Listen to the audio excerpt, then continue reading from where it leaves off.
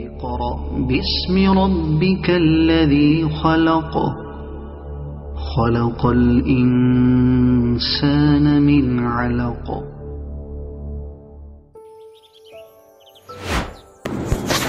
الحمد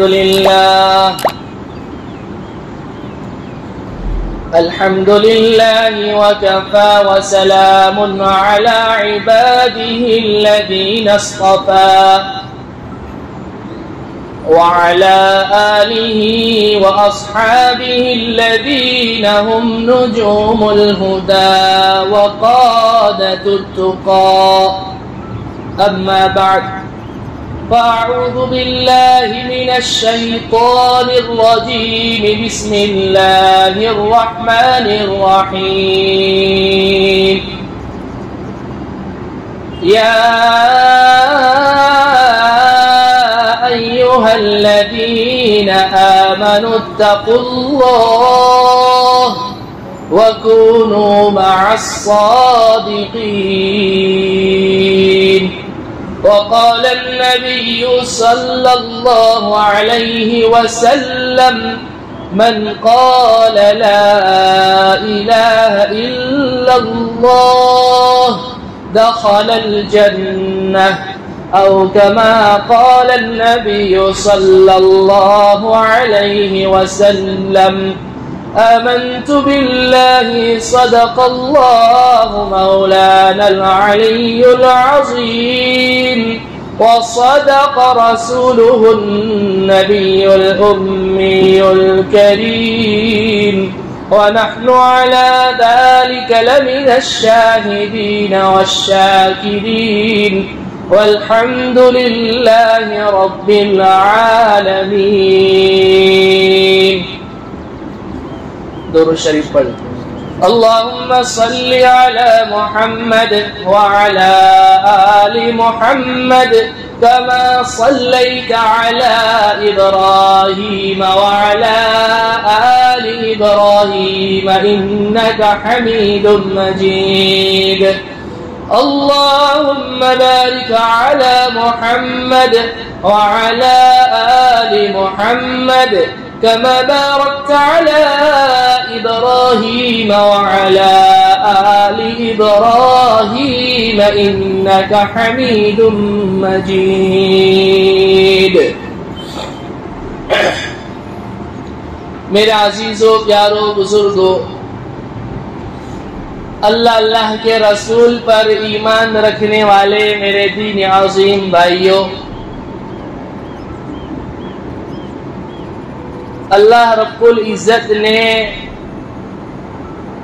حضرت انسان کو کچھ رشتوں میں جوڑا ہے.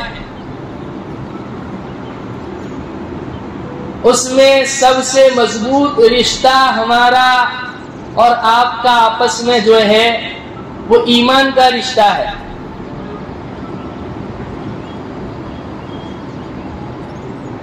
جو اتنا مضبوط ہے، اتنا قوی ہے، اتنا طاقتور ہے کہ نہ آپس کی سرحدیں، نہ دریا، نہ سمندر، نہ پہاڑ، نہ حکومتیں، نہ فوجیں اس رشتے کو توڑ سکتی ہے. کہ سمندر تو ہمارے درمیان آپس میں حائل ہو سکتے ہیں، پہاڑ حائل ہو سکتے ہیں، حکومتیں حائل ہو سکتی ہے، لیکن ہمارے اس رشتے کو نہ کوئی توڑ سکتا ہے، نہ کوئی کمزور کر سکتا ہے. عزیزوں، پیاروں، ہمیں اس رشتے کی قدر کرنی چاہیے.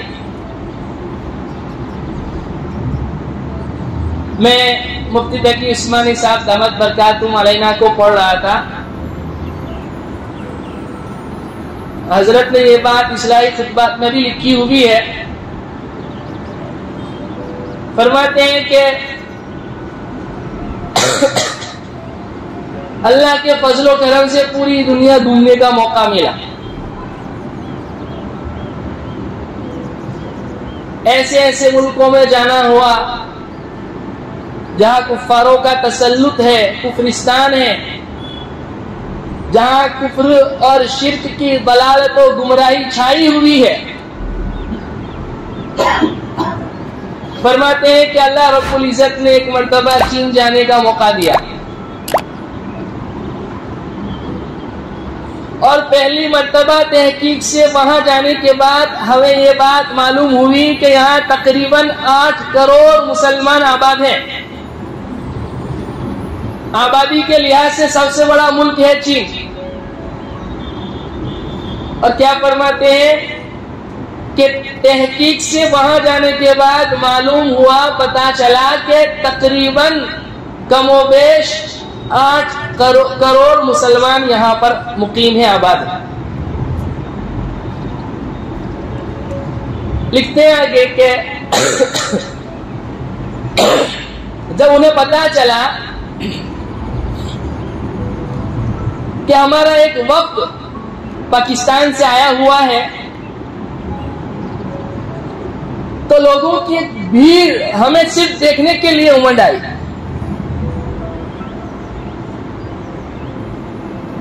دونوں طرف 2 قطاریں لائنیں لگی ہوئی ہیں صرف دیکھنے کے لیے۔ حالانکہ حضرت تقی صاحب فرماتے ہیں، لکھتے ہیں، نہ ہم ان کی زبان جانتے ہیں نہ وہ ہماری زبان جانتے ہیں، صرف ایک رشتہ ہے، اور چونکہ نہ ہم ان کی زبان جانتے ہیں نہ وہ ہماری زبان جانتے ہیں تو معافی ضمیر کیسے ادا کریں، آپس میں بات چیت کیسے کریں؟ لیکن ہمارے دین نے ہمیں ایک کلمہ، ایک جملہ ایسا دیا ہے کہ چاہے ہمیں کوئی زبان نہ آتی ہو، چاہے ہم کسی بھی تہذیب کے رہنے والے ہو، ایک لفظ، ایک جملہ ہماری شریعت نے ہمیں ایسا دیا ہے کہ انسان چاہے کوئی بھی زبان بولتا ہو وہ لفظ ادا کر سکتا ہے، اور وہ کیا ہے؟ السلام علیکم ورحمۃ اللہ وبرکاتہ۔ حضرت لکھتے ہیں کہ انہوں نے ہم سے سلام کیا، ہم نے جواب دیا، اور وہ آنکھوں سے رو رہے تھے۔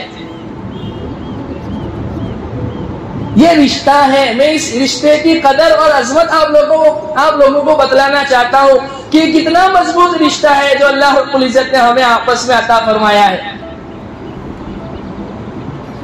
کہ ہمارے درمیان سرحدیں قائم ہو سکتی ہیں، پہاڑ دریا حائل ہو سکتی ہیں، حکومتیں حائل ہو سکتی ہیں، لیکن دنیا کی کوئی طاقت ہمارے اس رشتے کو توڑ نہیں سکتی۔ پھر آگے لکھتے ہیں کہ ایک مرتبہ بنگلہ دیش، جو اصل میں پاکستان ہی کا ایک حصہ تھا، مشرقی پاکستان جس کو کہا جاتا تھا، جب وہ آزاد ہوا تو وہاں اردو زبان کے اوپر پابندی لگا دی گئی، آپ اردو زبان میں بات نہیں کر سکتے، یا تو آپ نے بنگلہ زبان میں بات کرنی ہے یا انگلش میں بات کرنی ہے۔ کہتے ہیں کہ ہمارا ایک وقت وہاں پہنچا، اور ڈھاکہ سے لے کر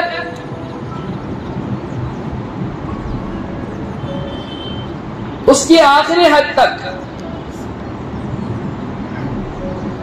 کوئی اردو زبان بولنا پسند نہیں کرتا تھا، لیکن چٹاگام میں جب میرا بیان طے ہوا اور اس کے لیے کھلے میدان میں بیان کا پروگرام رکھا گیا، تو وہاں کے لوگوں کے اندازے کے مطابق 50,000 آدمیوں کا مجمع ہے،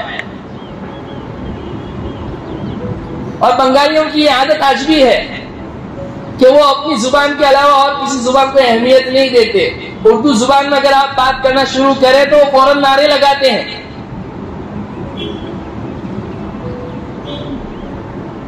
تو حضرت کہتے ہیں تقریباً 1 گھنٹہ میں نے بات کی اور اردو زبان میں بات کی، لیکن سب نے بشاشت کے ساتھ میرا بیان از اول تا آخر سنا۔ اور حضرت لکھتے ہیں کہ میں نے وہاں بھی ان کو یہ بات بتلائی کہ چاہے علاقے کے اعتبار سے ہم لوگ الگ ہو چکے ہوں، سمندر، دریا، پہاڑ، حکومتیں ہمارے درمیان حائل ہو گئی ہوں، لیکن اللہ نے ہمیں ایک رشتہ ایمان کا ایسا عطا فرمایا ہے کہ دنیا کی کوئی طاقت اس رشتے کو توڑ نہیں سکتی۔ یہ کلمہ طیبہ بڑی عجیب و غریب چیز ہے، انسان کو بڑے عجیب و غریب مناظر دکھلاتا ہے یہ کلمہ۔ ایک انسان جس کی زندگی کے 70 سال کفر میں گزر گئے ہیں، اب اللہ رب العزت نے اس کو ایمان کی توفیق عطا فرمائی. ایک لمحہ پہلے کلمہ طیبہ پڑھنے سے پہلے جو شخص جہنمی تھا، اللہ کا مبغوض تھا، دوزخ کا مستحق تھا، کلمہ پڑھنے کے بعد وہی شخص جنتی بن گیا، اللہ کا محبوب بن گیا. اس کو معمولی نہ سمجھے. آپ علیہ الصلوۃ والسلام نے ارشاد فرمایا من قال لا الہ الا اللہ دخل الجنہ.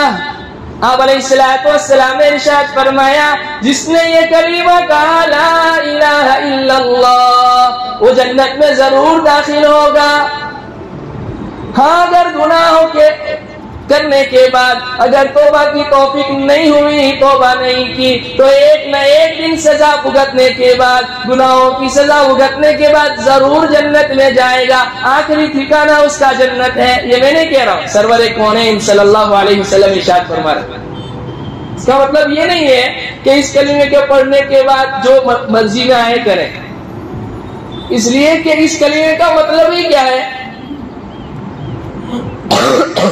اس کے کچھ تقاضے ہیں اس کلمے کے، انہی تقاضوں پر آج مجھے بات کرنی ہے.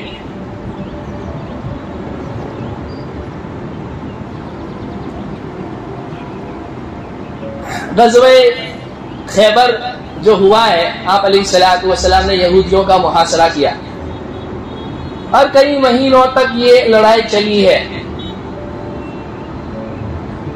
تو قلعے میں سے ایک چرواہا کسی یہودی کی بکریاں چرانے کے لیے باہر نکلا. جب وہ باہر آیا تو دیکھا کہ مسلمانوں نے قلعے کا محاصرہ کیا ہوا ہے. تو اس کے جی میں یہ بات آئی کہ آج تک میں نے کسی بادشاہ کو نہیں دیکھا، یثرب کے بادشاہ، عرب کے بادشاہ وہ یہاں پر آئے ہوئے، ذرا دیکھوں تو صحیح کہ وہ کیسے ہیں، کیسے لگتے ہیں، ان کی شان شوکت کیا ہے. تو صحابہ کے مجمع سے پوچھا کہ تمہارے سردار کہاں ہیں؟ تو آپ علیہ الصلوۃ والسلام ایک خیمے میں تشریف فرما تھے. انہوں نے اس خیمے کی طرف اشارہ کر دیا یہاں پر ہے. اس کے ذہن میں یہ بات تھی کہ باہر ان کا بڑا عالیشان خیمہ ہوگا، قالینیں بچھی ہوئی ہوگی، باہر پہرے دار ہوں گے. لیکن جب اس نے دیکھا کہ نہ کوئی پہرے دار ہے، نہ کوئی مصاحب ہے، نہ کوئی ہٹو بچوں کے نعرے لگانے والا ہے، جب وہ اندر داخل ہوا تو آپ علیہ الصلوۃ والسلام سے پوچھا آخر تم یہاں کیوں آئے ہو، تمہارا مقصد کیا ہے؟ تو آپ علیہ الصلوۃ والسلام نے ارشاد فرمایا کہ میں تو ایک اللہ وحدہ لا شریک لہ کی عبادت کی دعوت دینے کے لیے آیا ہوا ہوں.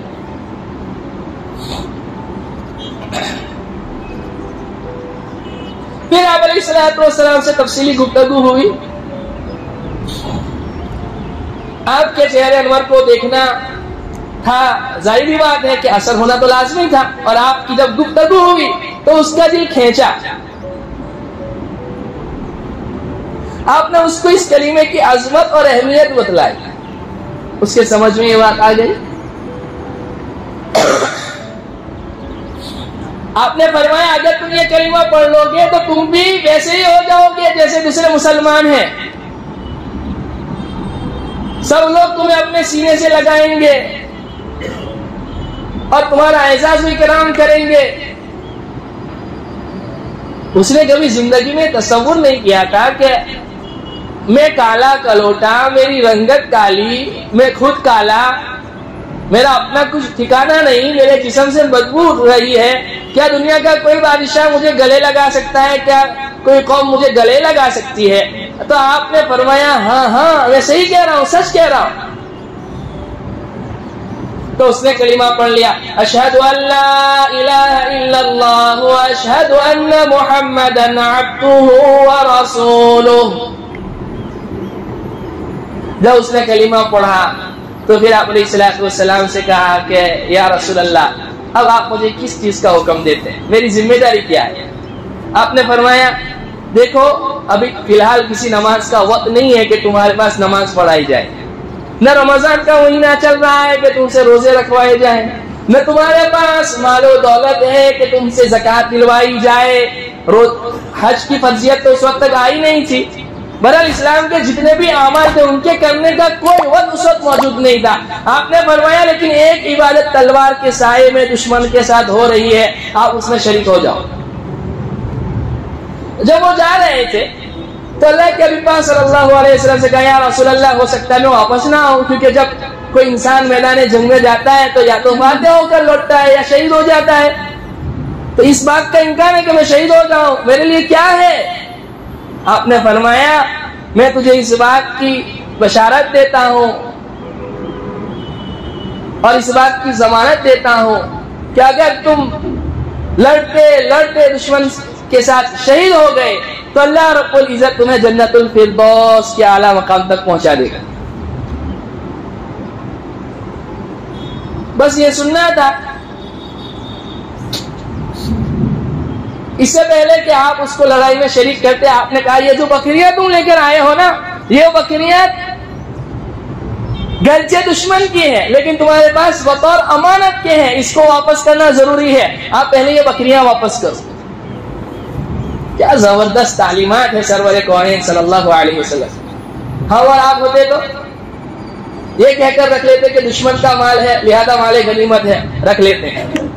لیکن آپ کے عالی اخلاق میں سر فہرست یہ چیز تھی کہ کسی کی کوئی چیز کسی کے پاس رکھی جائے بطور امانت کے تو اس کی حفاظت کرنا ضروری ہے. یہی وجہ ہے کہ مکہ والے آپ کو نبی تو نہیں مانتے تھے لیکن صادق اور امین کہتے تھے. لڑائی کرتے تھے دن میں اور آپ کے پاس اپنی امانتیں بھی رکھواتے تھے کہ آپ سے زیادہ امین انہوں نے کسی کو پایا ہی نہیں تھا.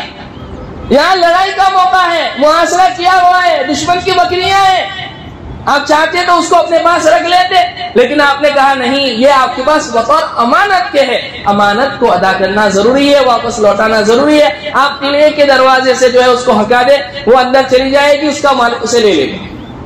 کیا زبردست تعلیمات ہے. ہم نے صرف کلمہ پڑھ لینا, داڑھی رکھ لینا, کرتا پائجامہ پہن لینا, تسبیح ہاتھ میں رکھ لینا, اسی کو اسلام سمجھا ہے. یہ اسلام کا گیٹ اپ ہے, کامل اسلام نہیں ہے.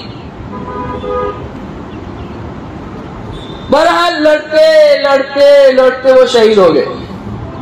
آپ علیہ اور یہ لڑائی کئی مہینوں تک چلی ہے. آپ علیہ السلام کی حدیث مبارکہ تھی کہ لڑائی جب ختم ہوتی تو شہیدوں کی اور جو زخمی لوگ ہوتے تھے ان کا تجزیہ کرتے تھے. کئی سارے صحابہ شہید ہو گئے تھے, کئی سارے زخمی تھے. صحابہ کا مجمع ایک لاش کے ارد گرد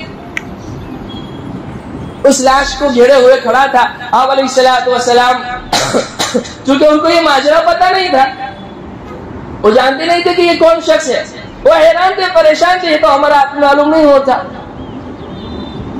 آپ علیہ السلام نے جب انہیں دیکھا تھا آپ نے فرمایا, آپ مسکرائے اور آپ نے کہا یہ ایسا شخص ہے نہ ایک نماز پڑھی, نہ اس نے ایک روزہ رکھا, نہ زکات دی, کوئی کام نہیں کیا خیر کا, کلمہ پڑھا, لڑائی میں شہید ہو گیا شرکت کر کے. میری آنکھیں دیکھ رہی ہے محمد مصطفیٰ صلی اللہ علیہ وسلم کی کہ جنت الفردوس کی کیاریوں میں وہ گھوم رہا ہے.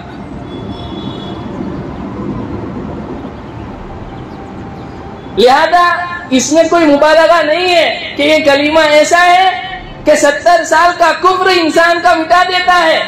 70 سال پہلے, ایک لمحہ پہلے جو انسان اللہ کا مبغوث تھا, دشمن تھا, جہنم کا مستحق تھا, کلمہ پڑھنے کے بعد وہی شخص اللہ کا محبوب بن جاتا ہے, اللہ کا دوست بن جاتا ہے, جنت کا مستحق بن جاتا ہے. میں اس کلمے کی عظمت آپ کو بتلانا چاہ رہا ہوں کہ یہ کتنا پیارا کلمہ ہے, کتنا مضبوط رشتہ ہے جس میں اللہ رب العزت نے مجھے اور آپ کو جوڑا ہے. قرآن کریم بڑی عجیب و غریب کتاب ہے, اللہ ہمیں یہ کتاب سمجھا دے.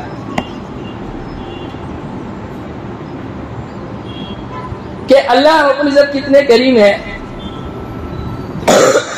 کہ کسی چیز کے کرنے کا حکم دے رہے ہیں, ایک ہی جملے میں ساتھ ساتھ میں اس کو کیسے حاصل کیا جائے اس کا طریقہ بھی بتلاتے ہیں.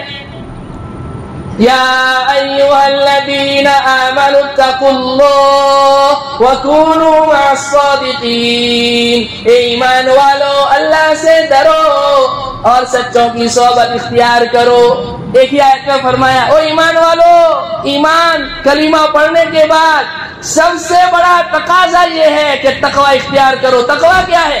جہاں کہیں رہو اتق اللہ حیثما کنت، چاہے تم گوا میں ہو، چاہے تم گجرات میں ہو، چاہے تم انڈیا میں ہو، چاہے تم مکہ مدینہ میں رہ رہے ہو، دنیا کے کسی بھی کونے میں رہ رہے ہو، جہاں کہیں رہو، دل میں اس بات کا استحضار کہ میں نے میرے رب کے ساتھ ایک میثاق کیا ہے، میں نے میرے رب کے ساتھ ایک معاہدہ کیا ہے، لا الہ الا اللہ محمد الرسول اللہ. یہ اللہ احکامات تیرے ہوں گے، طریقے تیرے نبی محمد مصطفیٰ صلی اللہ علیہ وسلم کے ہوں گے. اس بات کا استحضار کہ میں نے اللہ سے میثاق اور عہد کو لے لیا ہے، لیکن کیا میں نے اس میثاق کا حق ادا کیا ہے یا نہیں؟ کل قیامت کے دن اللہ کے سامنے مجھے شرمندہ تو نہیں ہونا پڑے گا. اسی کو کہتے ہیں تقوی.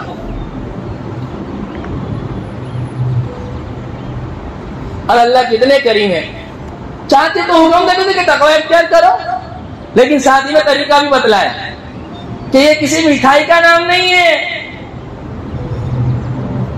کہ وہاں جا کر حاصل کر لو گے اور کھا لو گے، بلکہ تقوی آپ نے فرمایا وَكُونُوا مَعَ الصَّادِقِينَ، سچوں کے ساتھ رہو، سچوں کی صحبت اختیار کرو.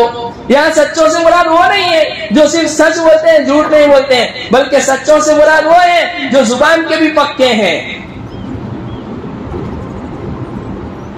جو معاملات کے بھی پکے ہیں، جو معاشرت کے بھی پکے ہیں، دین کے تمام شعبوں پر وہ عمل کرتے ہیں. یا وہ لوگ مراد ہیں، ان کی صحبت اختیار کرو. ہمارے ذہن میں ایک بات یہ بیٹھی ہوئی ہے کہ کتابوں کے ذریعے، انٹرنیٹ کے ذریعے، بیانات کے ذریعے ہم لوگ علم حاصل کر لیں گے. ایک خام خیالی ہے. کسی شاعر نے کہا نہ کتابوں سے نہ کالج سے نظر سے پیدا، دین ہوتا ہے بزرگوں کی نظر سے پیدا. صحابہ نے کسی یونیورسٹی سے علم حاصل نہیں کیا، کسی کالج سے انہوں نے ڈگری نہیں لی، ان کے پاس کوئی ڈگری نہیں تھی. محمد مصطفیٰ صلی اللہ علیہ وسلم کی صحبت اختیار کی اور ایسا رنگ چڑھا آپ کی صحبت کا، اور آپ نے ان کا ایسا مزاج بنایا، اللہ کی قسم جب تک زمین قائم رہے گی، جب تک آسمان قائم رہے گی، ایسا اسلام کا چڑھا ہوا رنگ نہ زمین آسمان نے اس سے پہلے دیکھا نہ اس کے بعد دیکھے گی. کہ وہ لوگ جو معمولی بہانوں پر قتل کر دیتے تھے، خون کر دیتے تھے، اور آپ کی صحبت سے ایسا رنگ چڑھا کہ خود پیاسا ہونا، پیاسے ہو کر شہید ہونا پسند کر لیا، لیکن اپنے بھائی سے پہلے پانی پینا گوارا نہیں کیا. کیسی محنت کی ہوگی آپ نے، آپ کی صحبت تھی. لہذا یوں سمجھ لینا کہ انٹرنیٹ کے ذریعے، سوشل میڈیا کے ذریعے، کتابوں کے ذریعے ہم لوگ علم حاصل کر لیں گے، بلکہ کبھی کبھار یہ تمہارے لیے ضلالت و گمراہی کا سبب بھی بن سکتا ہے. بہت سے لوگ الفاظ تو پڑھ لیتے ہیں لیکن اس الفاظ کی حقیقت کو نہیں سمجھتے. کیوں؟ کیونکہ صحبت سے دین حاصل نہیں کیا، صرف الفاظ پڑھ لیے. ایسا ہے تو پھر قرآن کی تفسیر ہر لینگویج میں موجود ہے، پڑھ لیجیے. صحبت بہت ضروری ہے. اور یاد رکھیے محمد مصطفیٰ صلی اللہ علیہ وسلم سے لے کر اب تک یہ دین اسلام جو ہم تک پہنچا ہے وہ صحبت کے ذریعے پہنچا ہے.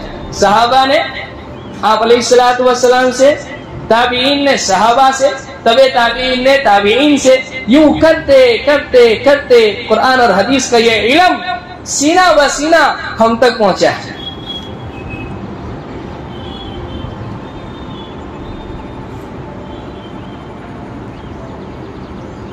اور جب یہ صحبت حاصل ہو جائے گی، اس کے بعد آپ کسی بھی کنڈیشن میں چلے جائیں، اللہ کے فضل و کرم سے آپ غلط کام میں مبتلا نہیں ہوں گے. ابو عبیدہ بن جراح رضی اللہ عنہ، حضرت عمر رضی اللہ عنہ کے زمانے میں ملک شام کے گورنر تھے،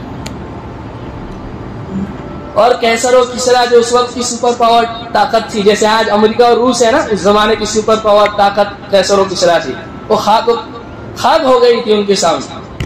ملک شام فتح ہو چکا ہے اور آپ وہاں کے گورنر ہیں.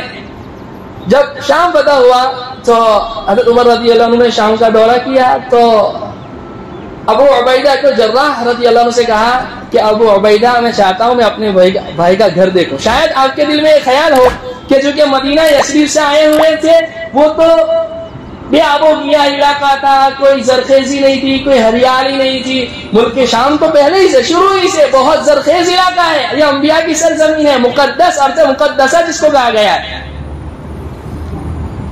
تو کہیں یہاں آ کر اور پھر یہ کہ وہاں پر انگریزوں کا تسلط بھی ہے تو ان کی تہذیب و تمدن میں ڈھل تو نہیں گئے, کہیں انہوں نے اپنا شاندار محل تو تیار نہیں کر لیا, کہیں ایسے عشرت میں تو مبتلا نہیں ہو گئے. لہذا ابو عبیدہ بن جراح رضی اللہ عنہ سے کہا میں چاہتا ہوں کہ میں اپنے بھائی کا گھر دیکھوں. آپ نے فرمایا امیر المومنین میرا گھر دیکھ کر کیا کرو, سوائے آنکھ نچوڑنے کے کچھ حاصل نہیں ہوگا. آپ نے فرمایا نہیں میرے جی میں آتا ہے کہ اپنے بھائی کا گھر دیکھوں, چلو مجھے اپنا گھر دکھاؤ. ابو عبیدہ بن جراح اپنے ساتھ لے کر گئے, چلتے گئے, شام کی سرحد آ گئی. آپ نے فرمایا تمہارا گھر کیا ہے, کہاں لے کر جا رہے ہو, یہ علاقہ تو ختم ہو رہا ہے. کہاں میرے گھر میں ہی لے جا رہا ہوں. سرحد جہاں ختم ہوئی وہاں پر ایک چھوٹی سی جھونپڑی تھی. کہا امیر المومنین یہ میرا گھر ہے. اندر داخل ہوئے, کوئی سامان نہیں. آپ نے پوچھا تم زندہ کیسے ہو, تو کہا حکومت کی مصروفیات اور مشغولیات میں مجھے کھانے کا بھی موقع نہیں ملتا. یہ آج کل کے گورنروں کی طرح جھوٹ موٹ نہیں کہ ہمارے پاس کچھ نہیں ہے. یہ سن کر حضرت عمر رضی اللہ عنہ رو پڑے. تو پھر آپ نے جو ہے نا اپنی ساری داستان بتلائی. کہا کہ کھانا کیسے کھاتے ہو, کہا کہ مصروفیت کی وجہ سے کھانا بنانے کا تو موقع نہیں ملتا. ایک عورت ہے اس کے پاس ہفتے بھر کی روٹیاں پکوا لیتا ہوں اور پھر اس کو پانی میں بھگو کر جو ہے رکھ دیتا ہوں, شام کو آ کر وہی کھا لیتا ہوں. اور سامان بس قبر تک پہنچانے کے لیے اتنا کافی ہے. حضرت عمر رضی اللہ عنہ رو پڑے. کہا کہ دنیا نے ہم میں سے ہر شخص کو بدل دیا سوائے ابو عبیدہ کے. اس لیے آپ نے فرمایا تھا ابو عبیدہ جنتی ہے, عشرہ مبشرہ میں جن کا شمار ہے. کہ دنیا آ رہی ہے, چل کے آ رہی ہے, ذلیل و خوار ہو کے آ رہی ہے, پھر بھی ٹھوکریں مار رہے ہیں. کیوں؟ وہ صحبت مل چکی تھی اللہ کے نبی پاک صلی اللہ علیہ وسلم کی. یہ چند روزہ زندگی ہے, اس کی زیب و زینت پر, اس کی رونق پر, اس کے آنے پر دھوکے میں نہ آ جانا. یہ چند روزہ زندگی ہے. اصل عیش اللہم لا عیش الا عیش الاخرہ, اصل عیش, اصل موز, اصل مستیاں تو اوپر کی مستیاں ہیں. خواہشات پورا کرنے کی جگہ دنیا نہیں ہے, آخرت. یہ چیز دل میں بیٹھ گئی تھی. اس لیے اللہ فرماتے ہیں ایمان والو تقوی اختیار کرو. تقوی اختیار کرنے کا طریقہ بھی بتلایا کہ صادقین کی صحبت سے تقوی ملے گا, ایسے نہیں ملے گا. اب ایک اشکال کیا جاتا ہے, ایک سوال لوگ کرتے ہیں کہ آپ تو سچے کہاں رہے. یہ اعتراض قرآن پر ہے. اللہ نے جب کہہ دیا ایمان والو تقوی اختیار کرو, سچوں کی صحبت اختیار کرو, اس کا مطلب یہ کہ جب تک دنیا قائم رہے گی سچے رہیں گے. البتہ یہ کہ قاعدہ ہے جیسی روح ویسے فرشتے, جیسے تمہارے اعمال ہوں گے ویسے تمہارے مسلم ہوں گے. لہذا اب تم اس زمانے میں جنید بغدادی کو تلاش کرو, خواجہ معین الدین چشتی اجمیری رحمۃ اللہ علیہ کو تلاش کرو, بختیار کاکی رحمۃ اللہ علیہ کو تلاش کرو, یہ تھوڑی نہ آئیں گے. اس لیے مفتی تقی صاحب کہتے ہیں کہ ہمارے والد ماجد قدس سرہ رحمۃ اللہ علیہ فرمایا کرتے تھے کہ اب تو ہر چیز میں ملاوٹ ہو گئی ہے, گھی بھی اوریجنل نہیں ملتا ہے. لیکن اس کا مطلب یہ نہیں ہے کہ ہم اوریجنل گھی کھانا چھوڑ دیتے ہیں, بلکہ محنت کرتے ہیں, کوشش کرتے ہیں کہ کہاں تھوڑا بہت مل جاوے صحیح طریقے سے. کیا تیل صحیح نہیں مل رہا ہے تو مٹی کا تیل کھانا شروع کر دیتے ہیں. پھر انہوں نے ایک لطیفہ بتلایا کہ اب تو زہر میں بھی ملاوٹ آ گئی ہے. کہ ایک شخص بہت پریشان تھا, اس نے سوچا کہ زہر کھا کے خودکشی کر لو اور خود کو اس دنیا سے ختم کر دو. لہذا زہر خرید کر لایا اور کھایا, اور وہ انتظار میں اب موت آوے تب موت آوے, موت آئی نہیں رہی. تحقیق سے پتا چلا کہ وہ زہر میں بھی ملاوٹ. تو ہر چیز میں ملاوٹ ہے, لیکن تلاش کرو گے تو صادقین ملیں گے. آج بھی صادقین موجود ہیں, ایسے لوگ موجود ہیں جن کی وجہ سے اللہ نے یہ نظام کو چلایا ہوا ہے. بڑے بڑے فتنے ان کے قدموں تلے دبے ہوئے ہیں. اس لیے صادقین کی صحبت اختیار کرنی ہے، سچوں کی صحبت اختیار کرنی ہے، نہ کتابوں سے، نہ کالج سے، نظر سے پیدا، دین ہوتا ہے بزرگوں کی نظر سے پیدا۔ اور ایک شاعر کہتا ہے یہ کون لوگ ہیں؟ یہ ایسے لوگ ہیں کون اندازہ کر سکتا ہے ان کے زور بازو کا، نگاہ مرد مومن سے بدل جاتی ہے تقدیریں۔ اس لیے اگر تم چاہتے ہو کہ تمہارا ایمان صحیح سالم رہے، تمہارے اندر تقویٰ آئے، تو اس کو اختیار کرنے کا طریقہ اللہ نے خود قرآن میں بتلایا۔ سچوں کے ساتھ رہو، صالحین کی صحبت اختیار کرو، ان کے پاس جاتے رہو، ہاں ان کی صحبت اختیار کر کے کچھ وقت وہاں پر گزارو، ان کی بھی شب و روز کے اعمال کو دیکھو اور اس کو اپنی زندگی میں لانے کی کوشش کرو۔ تو میرے عزیز و پیارو، اللہ رب العزت نے یہ بہت قیمتی رشتہ جو مجھے اور آپ کو عطا فرمایا ہے وہ ہے لا الہ الا اللہ محمد الرسول اللہ۔ اس کا مطلب یہ ہے کہ اللہ، میں نے یہ کلمہ پڑھ لینے کے بعد اب میری اپنی کچھ نہیں چلے گی، تو جو کہے گا، تیرا جو بھی حکم ہوگا، تیرے نبی کا جو بھی طریقہ ہوگا، چاہے حکم چاہے طریقہ، میری نظر میں آوے یا نہ آوے، میرا دل چاہے یا نہ چاہے، مجھے اس کو کرنا ہے، ہر حال میں کرنا ہے۔ اس میں یہ نہیں سوچنا ہے کہ شریعت نے یہ حکم کیوں دیا، مجھے تو آپ کا یہ طریقہ سمجھ میں نہیں آیا۔ یہ محبت کی علامت نہیں ہے، تم نے اقرار کر لیا ہے کہ میں گواہی دیتا ہوں کہ اللہ کے سوا کوئی معبود نہیں، اور میں گواہی دیتا ہوں کہ حضرت محمد صلی اللہ علیہ وسلم اللہ کے بندے اور رسول ہیں۔ اس کا مطلب یہ، پہلے جملے کا مطلب یہ ہے کہ احکامات اللہ کے ہوں گے، دوسرے جملے کا مطلب یہ ہے کہ طریقہ حضرت محمد مصطفیٰ صلی اللہ علیہ وسلم کا ہوگا۔ اللہ رب العزت ہم تمام کو کہنے سننے سے زیادہ عمل کی توفیق عطا فرماوے، اسی کلمے پر زندگی عطا فرماوے، اسی کلمے پر ہمارا خاتمہ بالخیر فرماوے، اور اس کے جو بھی تقاضے جو اللہ رب العزت نے بیان کیے ہیں ان تقاضوں پر جو ہے ہمیں پورا اترنے کی توفیق عطا فرماوے، اور انہی تقاضوں پر زندگی گزارنے کی توفیق عطا فرماوے۔ وآخر دعوانا الحمدللہ رب العالمین۔